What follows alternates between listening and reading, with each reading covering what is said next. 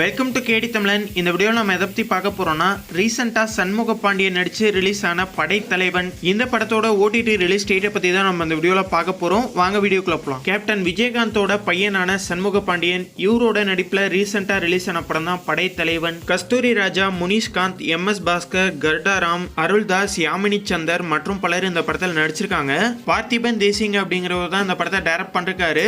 Action கலந்த ஒரு thriller மூவியை அந்த படத்தை எடுத்திருக்காங்க. முக்கியமா இந்த படத்துல கேப்டன் விஜயகாந்த கேமியோ ரோல்ல AI மூலமா கொண்டு வந்திருக்காங்க. கோட் படத்துல AI டெக்னாலஜி மூலமா கொண்டு வந்ததை விட இந்த படத்துல ரொம்ப தத்ரூபமாவே AI டெக்னாலஜி மூலமா கேப்டன் விஜயகாந்த கேமியோ ரோல்ல கொண்டு வந்திருக்காங்க. இந்த படத்தோட OTT ரைட்ஸை ஓவர்சீஸா டென்ட் கோட்டா வாங்கியிருக்காங்க.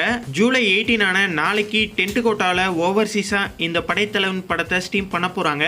இந்த வீடியோ உங்களுக்கு பிடிச்சிருந்தா லைக் பண்ணுங்க, ஷேர் பண்ணுங்க. மேலும் போன்ற அப்டேட்டோட அடுத்த வீடியோவில் சந்திப்போம்.